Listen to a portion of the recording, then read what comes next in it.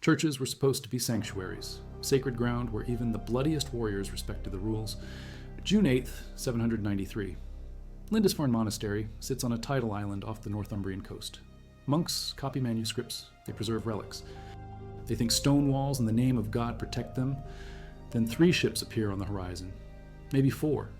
Striped sails, dragon prows. The monks do not panic because they do not yet understand what is coming. These could be traders.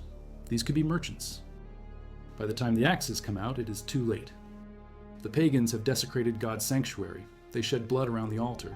They carry off treasures. They carry off something else. People. The Annals of Ulster will record what happens 28 years later in 821 at Howth near Dublin. They plunder the settlement. They carry off a great number of women into captivity. Not silver, not gold. Women, a great number. The slave trade has begun. Also, comment from which city you are hearing this from. This script is researched and factual using sources from the Annals of Ulster, published in 1983 by the Dublin Institute for Advanced Studies, and from the archaeological work of Ben Raffield at Uppsala University, published in the journal Slavery and Abolition in April 20. 19, showing iron collars from Dublin and Hedeby that match restraint patterns across human trafficking sites from antiquity to the modern period. Now, back to the information. All unarmed, all vulnerable. The first expedition to Lindisfarne is small. Archaeologist David Petz at Durham University estimates 3 to 4 ships. Maybe 100 raiders total. That is enough. Monasteries are not defended like fortified towns. The Vikings do not respect sanctuary law because sanctuary law is Christian and they are not. They enter, they take, they leave. By the time local forces mobilize, the longships are already gone. The tactic works. They will use it for the next 270 years. The numbers become staggering. 804. Vikings hit the monastery at Lyminge in Kent. Monks flee to Canterbury. The monastery at Lyminge survives. Silver coins from several decades later prove monks returned before final abandonment at the century's end. 841. The monastery at St. Wandril on the Seine in Normandy. Raiders take goods, they also take people. 280 clerics captured from the monastery at Kildare in Ireland in 886. That is not a raid, that is an industrial operation. 1011. Canterbury. The Anglo-Saxon Chronicle records both consecrated men and women taken. Women. Consecrated women. Nuns. Church records usually focus on stolen silver. They mention captives almost as an afterthought. But the annals are clear. People are portable wealth. They enter the Viking slave system. The word in Old Norse is thrall. The word in modern English comes from somewhere else, Slav. Because so many slaves came from Slavic Eastern Europe that the ethnicity became the trade name. The Viking world runs on forced labor. Neil Price at Uppsala University estimates slaves comprised 10% of Scandinavia's population during the Viking Age. That is 1 person in 10. Anna Kjellström at Stockholm University examined skeletal remains from graves in Norway, Sweden, and Denmark. Decapitated bodies buried alongside elite Vikings. Signs of abuse before death, signs of different diets.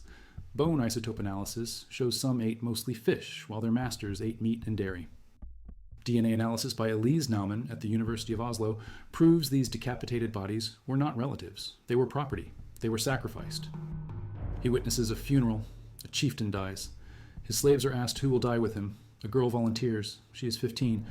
For 10 days she drinks and feasts. She is dressed in fine clothes. She is raped by the chieftain's men. On the funeral day, they place the dead chieftain in his ship with sacrificed animals. A dog cut in 2, 2 horses, 2 cows, a rooster, a hen, then the girl. An old woman they call the Angel of Death strangles her with rope while stabbing her between the ribs. They burn everything. Ibn Fadlan describes it in detail. The account survives in manuscripts at the Royal Library in Copenhagen. Scholars debate how common this practice was, but the archaeology confirms it happened. Skeletal evidence from Flakstad, Norway, Grimstad, Sweden, the Isle of Man, bodies with their heads removed. Positioned as offerings. It takes 1 person 5 years to weave. Ships need 2 sails. Vikings are building fleets of hundreds of ships in the 9th century. That is a labor crisis. Women in Scandinavia traditionally handle textile work. Captured women become forced weavers. Second, demographics. DNA studies of modern Iceland, published in the American Journal of Human Genetics in 2014. 2/3 of Iceland's founding female population has Gaelic origins, Irish, Scottish. 1/3 has Nordic roots. The male population shows the reverse, Nordic men, Gaelic women. The math is clear. Viking men took women from the British Isles to Iceland. Whether as wives or slaves, the genetic legacy remains. Archaeological excavations at Temple Bar in Dublin by the National Museum of Ireland uncovered a small wattle structure, 3 meters by 2.5 meters, 11th to 12th century, animal pen, but the structure contains a hearth, human fleas. Archaeologists suggest early use as captive housing. The Laxdela saga describes a slave market. 12 women held in a tented booth. One is Melkorka, Irish, sold by a Russ trader. The saga is fiction, but the markets are real. Iron collars and chains found in Dublin. The National Museum of Ireland displays one from Ardikillen Lake in County Roscommon, found in a dugout canoe near Crannog in the mid-19th century. It is long, it is heavy, it is designed for human necks. Birka in Sweden, 4 examples. These sites are not rural farms. They are urban trade centers, harbor areas.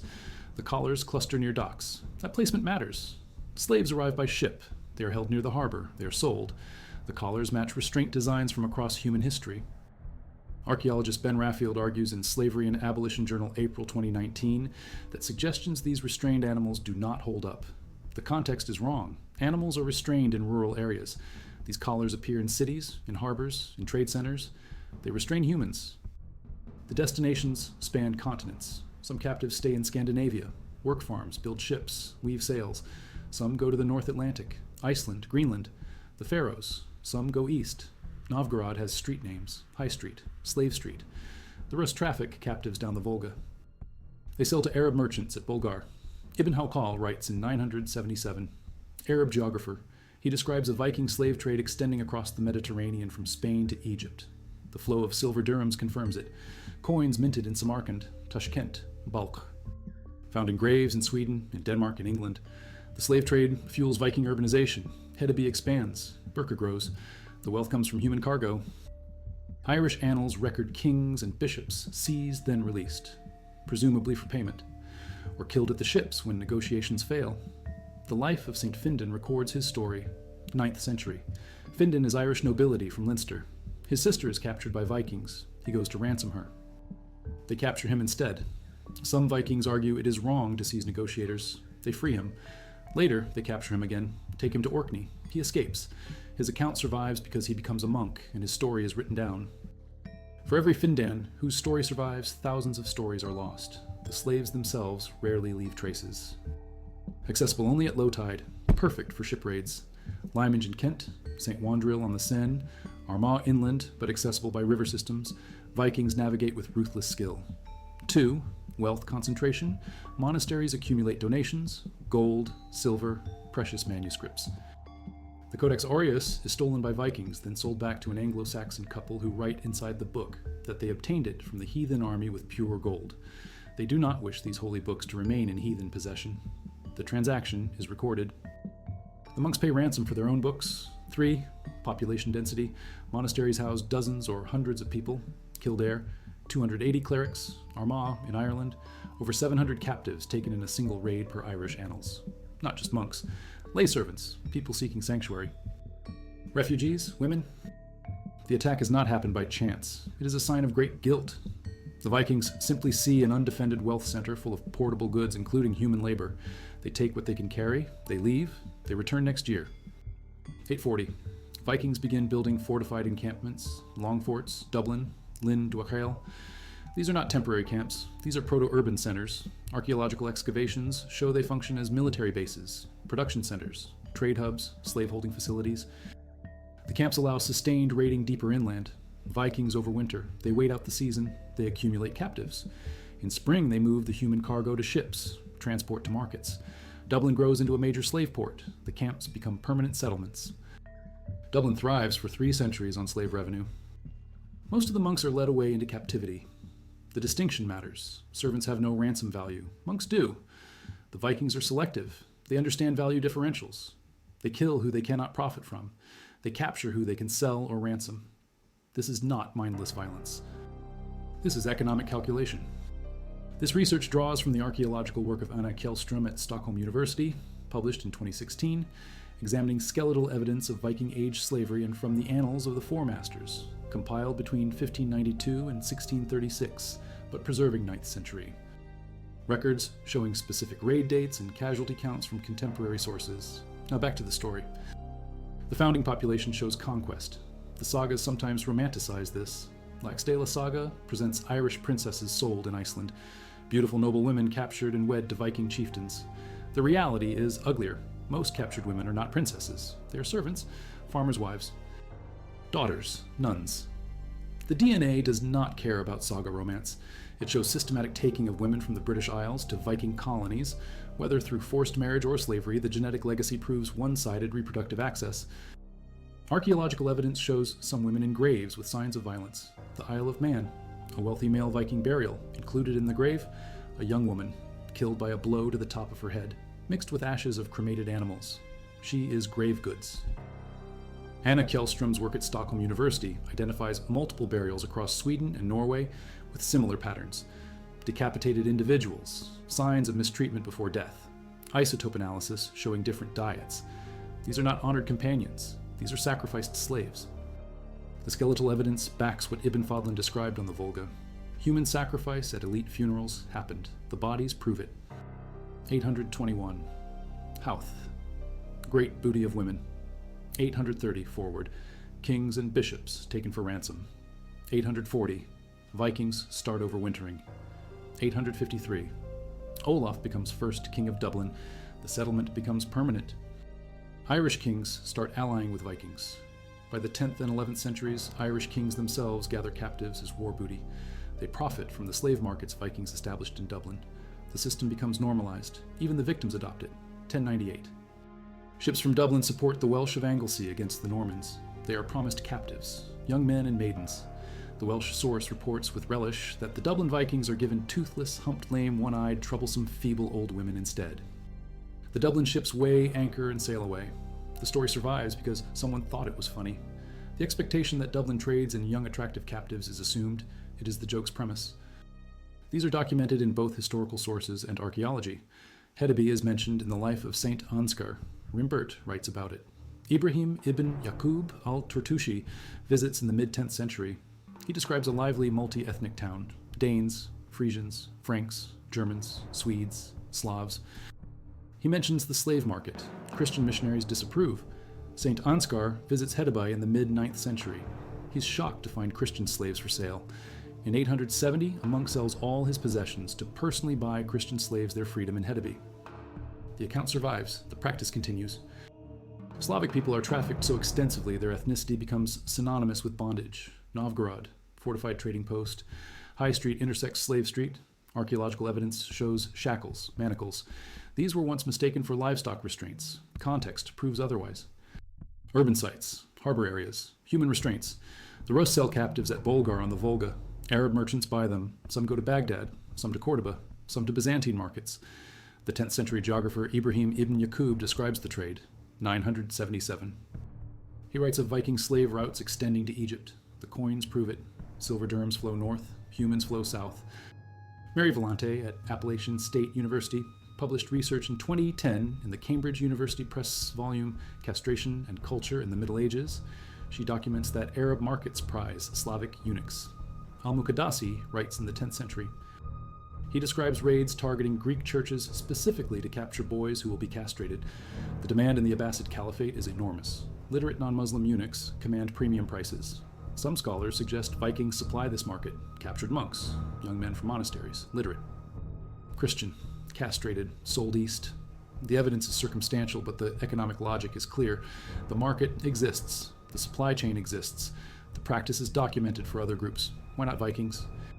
Frederick Charpentier Ljungqvist at Stockholm University published research in the Journal of Family History examining sexual assault in Icelandic sagas. He finds surprisingly few references to rape. When sexual assault appears, it is typically in the context of feuds. A weapon to dishonor enemy men by assaulting their women. The sagas were written in an honor culture where such acts would be extensively recorded if common. The absence suggests rape was not the casual norm modern media portrays. The horror is not random sexual violence. The horror is systematic economic exploitation, capture, transport, sale, forced labor, forced reproduction, sacrifice. These are documented. These happened at scale. The church opposes enslaving fellow Christians. Kings start manumitting slaves in their wills. Giving freedom to a slave is seen as a holy act, a path to heaven. Gradually, the numbers decrease. Fewer pagan lands mean fewer acceptable slave sources by Christian law. Slavery in Sweden phases out during the 13th century, not from moral awakening, from economic shifts, fewer available captives, rising Christian influence, gradual manumission. By the High Middle Ages, the system transforms, not eliminates, transforms. Serfdom, debt bondage, indentured servitude, different words, similar exploitation. Their graves are unmarked, or they are not buried at all. They appear in the record mainly when they die violently as sacrifice, when they are restrained in chains, when they appear in someone else's grave as property. Archaeologist Ben Raffield notes this in his 2019 work. Slavery is an invisible archaeology. The collars from Dublin Hedeby and Burqa are rare survivals. Most restraints were rope, wood, organic materials that decay. The historical sources talk about thousands of captives. The archaeology shows traces of dozens. The gap between documentation and physical evidence is enormous. That gap does not mean slavery was rare. It means slaves were disposable. They focus on the desecration, the stolen relics, the blood on the altar. People are mentioned almost in passing. Howth, 821. A great number of women. How many is great? 50? 100? 500? The annals do not specify. Armagh, over 700 captives in one raid. That number is recorded because it is extraordinary. Most raids do not get numbers. The absence of data does not mean absence of captives. It means captives were expected, unremarkable, not worth detailed recording. Clergy who ransomed. Their perspective is trauma, desecration, loss. They rarely describe the fate of captured lay people in detail. Those stories are not preserved. We know from other sources where the captives went: Dublin markets, Hedeby auctions, eastern routes to Arab buyers. We know from archaeology some died as sacrifices. We know from genetics some became mothers in Iceland. We know from isotope analysis some ate fish scraps while masters ate meat. We reconstruct from fragments. The full picture remains partially hidden because the victims left minimal record. One fragment from the Dublin archaeological site deserves attention. Temple Bar excavation, 11th or 12th century, the small wattle structure, 3 by 2.5 meters, animal pen, human fleas, hearth for heat. Archaeologists interpreted this tentatively, possible captive housing. Early stage use before becoming an animal pen. It is a pen with human parasites, in a trade city, near the harbor. In Dublin, which all sources agree was a major slave market for 2 centuries. The pen is not proof, it is a data point. One of many suggesting systematic infrastructure for holding and selling human beings. The structure is not grand, not permanent. It is functional, minimal, exactly what you would build if humans were livestock. The King of Meath frees all Irish slaves in Dublin after the Battle of Tara. The gesture is political, symbolic. The trade continues. Brian Boru and Mael Sechnel do the same thing decades later. Again, the trade resumes, 1047. The Anglo-Saxon Chronicle records a Viking fleet selling a cargo of English captives in Flanders before sailing home. The system persists into the mid-11th century. The end comes not from abolition, but from transformation. Viking raiders become Christian kingdoms. Slave raids become politically complicated when both raider and target share religion. The markets shift. The practices continue under different names. The violence of forced labor does not end. It changes form. Archaeological survey work near the old Viking port area. Soil core analysis for a new building foundation. Layers dating to the 10th century. Charcoal, ash, animal bones, human bones, many human bones. Mixed deposits. Not a formal cemetery, a disposal site. The bones show trauma, malnutrition. Bone changes consistent with heavy labor. Isotope analysis pending, but preliminary results suggest mixed geographic origins. Not all local. The site is under study, not yet published. But the pattern is clear. This was a disposal site for human remains that did not merit formal burial. Slaves who died in transport, in holding, in the market. Their bones dumped in pits along with garbage and animal waste. We knew the trade existed. The scale was debated. The disposal site suggests the scale was larger than previous estimates. These were not individuals. These were bulk casualties of an industrial operation. The bones are still being counted. The ash from 1,000 hearths and human remains, not buried, dumped. The late reveal from 2024 is not a reveal. It is a confirmation. It is the physical evidence of what the chronicles and the annals described. Industrial scale, human cargo, waste. The cold, damp chains were the beginning. This is the end. A non-person. How did one become a thrall? The annals speak of raids, the great booty of women from Howth in 821, the 280 clerics from Kildare. Capture in war was the most common route, but it was not the only route. Norse legal codes, like the Norwegian Gulathing law or the Icelandic Gragas, are explicit. A person could be born into slavery. If a thrall woman gives birth, the child is a thrall. Partus sequitur ventrum. The child follows the womb. Slavery is hereditary. Generations of families born with no rights, no name, no legal standing. They are property from their first breath. A person could also be condemned to slavery. A freeman who commits a serious crime, who cannot pay a fine, could be made an outlaw. His property seized, his person sold. Some fell into slavery through debt. In a harsh climate, one bad harvest could mean borrowing grain from a wealthy neighbor. Fail to pay, and you might pledge your labor. Fail again, and you might pledge your person. Self-sale, the ultimate desperation. You were not human, you were fey. The same old Norse word for cattle, wealth, property. Legal texts price a male thrall at 8 ore, a female thrall at 3. A prime milk cow was worth 3 ore. A female slave was worth the same as a cow. A male slave, capable of heavy labor, was worth slightly more, but the category was the same, livestock. As property, a thrall could not own property, could not testify in court, could not marry without the master's permission. A thrall could be killed by their master, at any time, for any reason, with no legal penalty. It was no different from culling a sick animal. The everyday thralls, signs of crippling labor, arthritis in the bones of young women, their spines compressed from years of grinding grain with a heavy cornstone, healed fractures, wounds that map onto descriptions of correction in the sagas, and the diet. The isotope analysis, showing a life of fish scraps while the graves of the masters, buried just meters away, show a diet rich in meat and dairy. This is not just a difference in wealth, it is a system of control. Keep the labor force weak, keep them hungry, keep them dependent. The labor was the point. The entire Viking world was built on it. Who built the ships?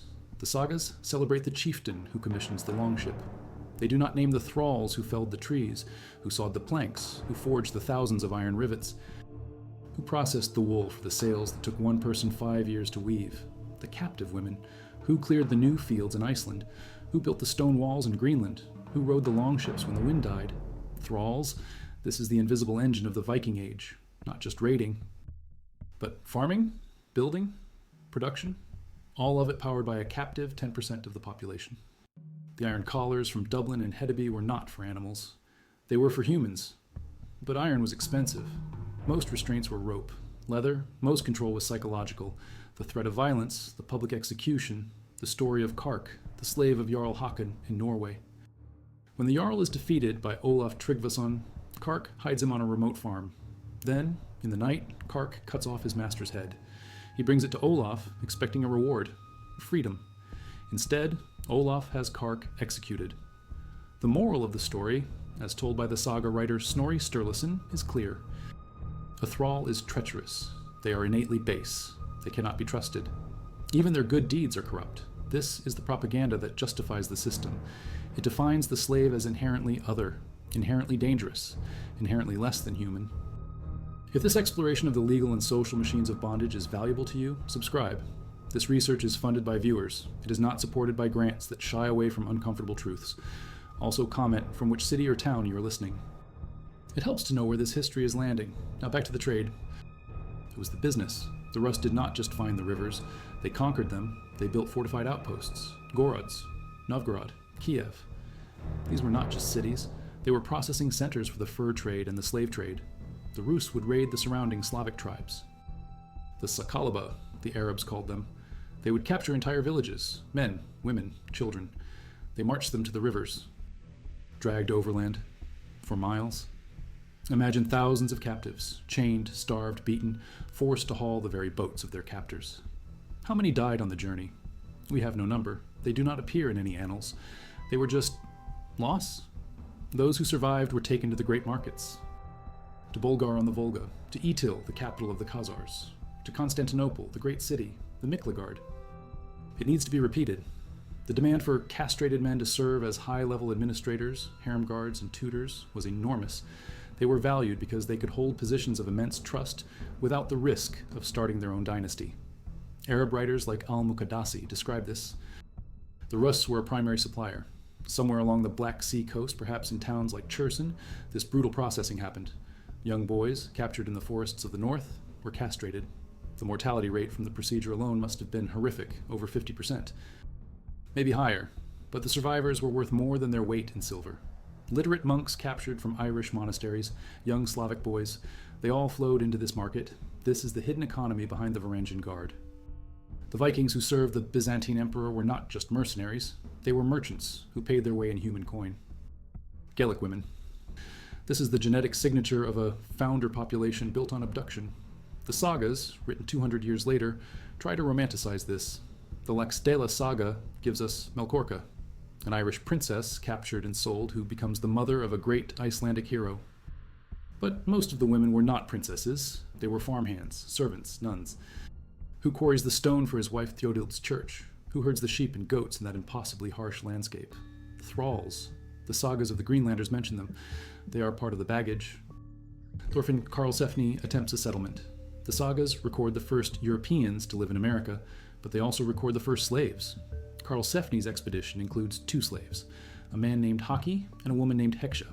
They are described as Scottish, fast runners. They are used as scouts. The first thing the Vikings do in this new world is send their slaves running into it to see if it is safe, to see if they get killed by the native Skraelings. They are expendable. Human censors. Later, the sagas record the Vikings capture 2 Skraeling boys. They take them. They teach them Norse. They baptize them. The story ends there, but the intent is clear. The first instinct upon meeting a new people is to categorize them: traitor, enemy, or captive. St. Findan's story, where he escapes from Orkney, is a rare survival. Most who fled died in the wilderness, or they were caught. The punishment for a recaptured slave was brutal: hobbling, branding, or execution. The sagas record slave rebellions. They are always small, and they are always crushed. Around 874, the foster brother of Iceland's first settler, Ingolfur Arnarsson, is killed by his Irish slaves. The slaves, knowing they will be hunted, take the women of the farm and flee to a small archipelago of islands. Ingolfur hunts them down. He finds them on the islands. He traps them. He slaughters every last one of them. The islands are named in their memory, not as a memorial, as a warning. This is what happens when property rebels. The very map of Iceland is written over a failed slave revolt. In legal codes, in our own DNA. If you believe this documented research is vital, support the work. Subscribe, and comment from which city or town you are processing this history from. If all souls are equal before God, how can one man own another? The church did not abolish slavery. The church itself owned vast estates worked by unfree labor, but it did oppose pagans enslaving Christians. It did oppose Christians selling other Christians to heathens in the Arab markets. The change is visible in the archaeology. The human sacrifices stop. Ibn Fadlan's description of the ship burial, the sacrificed girl, the angel of death. This is a pagan ritual. When Scandinavian kings convert, they are baptized, and the graves change. No more decapitated bodies. No more women killed with a blow to the head and dumped in the grave as goods. This is a profound shift. You cannot sacrifice a person who has an immortal soul. In Sweden, King Magnus Eriksson formally abolished slavery in 1335. Not for economic reasons. His law states it is because it is unchristian. The system had already been in decline for 200 years. The sources of new slaves, the pagan lands of the Baltic, were drying up. They were converting. The raids became wars between Christian kingdoms. You could still take captives, but they were now prisoners of war to be ransomed, not thralls to be sold as cattle. Bound to the land, not free to leave, still owing labor to a lord. The exploitation changes its name, it changes its legal framework, but it does not disappear. So they left no material culture. Their homes were turf huts that decayed. Their clothes were rags. Their tools belonged to their master. They appear in the record only when a master exerts ultimate control. The iron collar, the shackle, or the grave, the decapitated woman on the Isle of Man, the bodies in the Dublin pit. We do not know their name. We do not know their story. We only know that at some point they were valuable enough to restrain with expensive iron and disposable enough to be forgotten by history. The silence from the bones in the Dublin pit, the silence from the graves of the sacrificed, the silence from the women who became the Gaelic founding mothers of Iceland, is the loudest sound in this entire history. It is the sound of 1 in 10, the sound of the engine that built the Viking world. And it is a sound that, once you hear it, you can never unhear.